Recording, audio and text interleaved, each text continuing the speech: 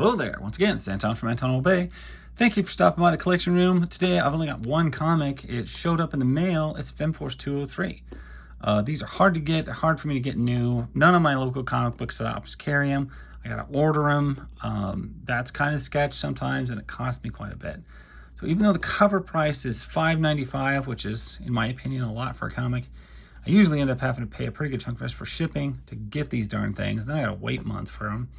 So, not to sound like I'm whining, but these aren't easy to get my hands on. But I did, and I ended up getting 203. I've got 97, 98, 99, 200, 201, 203, 202. It's good to have a little bit of run. I'm trying not to get behind on them again. And I would love to imagine that someday I could fill in the gaps from 100 to 200, but that is a lot of comics that we're talking about. Some of them are very expensive and very hard to find.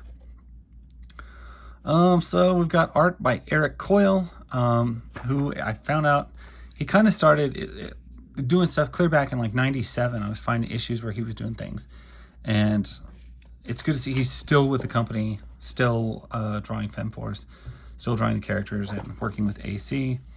You don't see much Bill Black interaction on these books anymore. I think Mark Heike is at the reins of the company, if I remember correctly. And you can see a big difference between these and some of the older books. These are color, glossy pages, very thick, very modern comics. I don't know if that helps them or hurts them. Your designs, your character designs are still extremely retro, but sometimes I do miss newsprint. I'm not gonna lie. These are glossy, great pages, but I would love to see it on newsprint. It just feels better to me. It gives it some texture instead of being quite so glossy. But I'm not going to complain because I'm just glad to have them. I'm glad that they're still being produced. I'm glad that AC is still cranking these things out because, let's face it, there's not a lot of comics that are still running the same stories and same everything that they were in 1980 or 1985, which is when they started making Femforce. It's certainly, you don't run into many.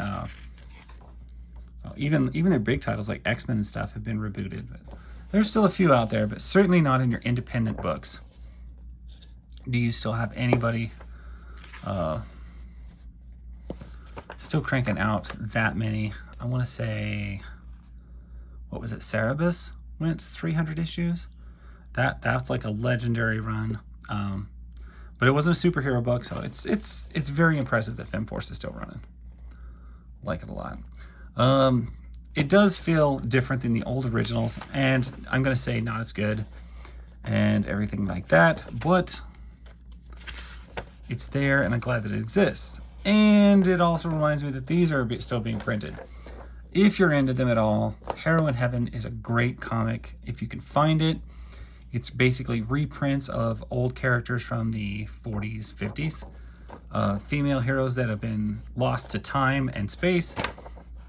Cauldron of Horror, kind of the same routine, but they usually write some new ones in there as well. Femforce, look for that. And then Super Babes. They still make Super Babes, which I think is up to like issue 18 or 19 now.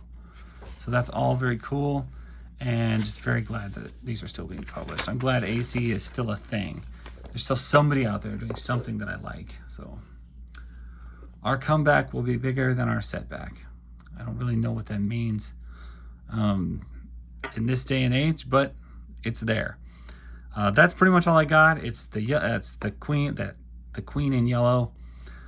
So if you've seen this cover and you've been interested, that's what you're doing. I noticed they've got little R restricted or copyright symbols on everything now. I wasn't aware of that, but that's kind of cool. Anyway, that's Femforce 203. Thank you guys for watching.